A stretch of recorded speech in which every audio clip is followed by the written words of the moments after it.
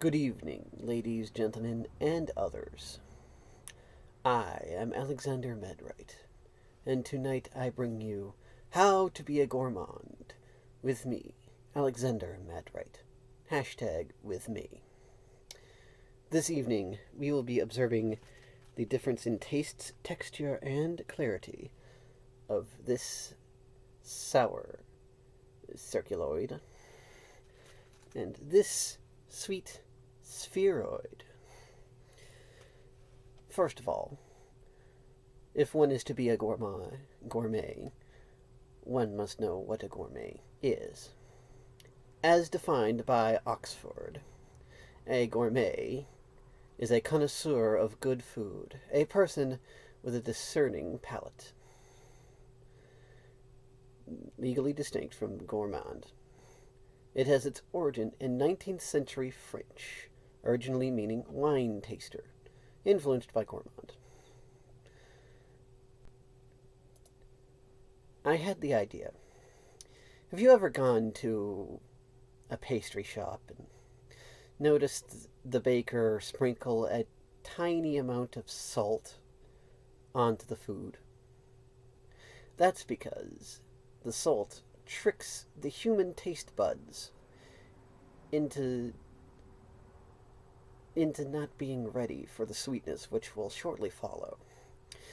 It's used commonly in donut glaze, cake frostings, and all sorts of delectable desserts which everyone knows. I had the idea, and I thought, why not? Now, to appropriately be a gourmand, one must have a cleansed palate. Take some suitably flat water or club soda and gargle vigorously. And I do mean vigorously. From then, swallow or spit. Although there are many of you that would see spitting as quite gauche, and rightly so, may I add, swallowing is also perfectly fine.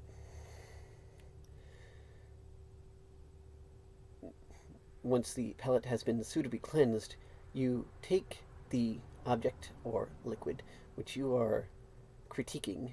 Yes, a gourmet is a type of critic. Make sure to roll it around your mouth so that it may hit all of the applicable areas of your mouth and varying taste buds, of course. As one well knows, the taste buds on the tip of the tongue are more susceptible to sweet tastes, while the ones towards the back are more geared towards spice or bitter substances.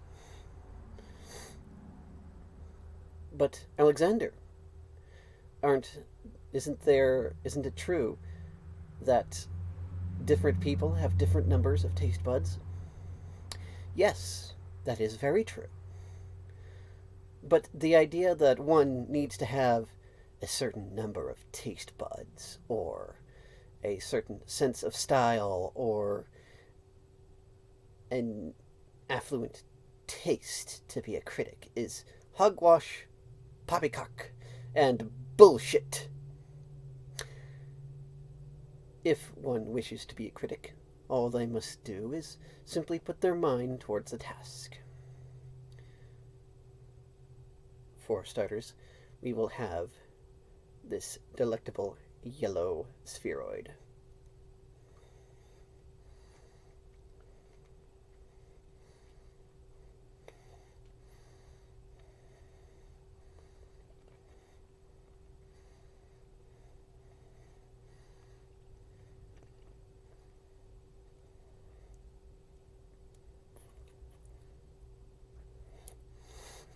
A bit dry, but that comes with the territory. A bit grainy as well, but again, that is to be expected. A delightful burst of orange flavoring, beguiling a soothing sweetness, which many would come to expect from any store-bought orange candy. Obviously, a favorite flavor of anyone who needs a grand sweetness or a bit of pep to get them through the day. Now here we have this purple grape flavored sour ellipsoid. I believe that's the term for it.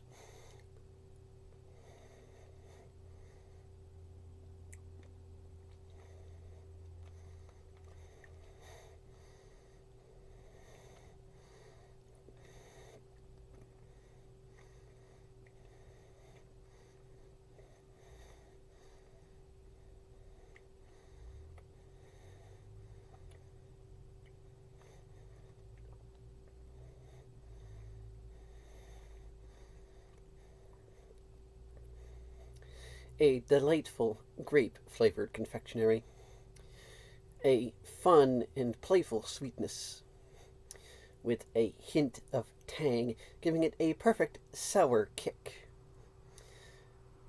One would say this is suitable for relaxing on a hot summer's day, or perhaps a fun night out with friends.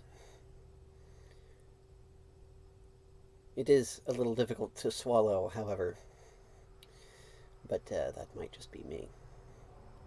And perhaps a bit rubbery, some might say. It is meant to be a chewy variety, so thus is to be expected to a point.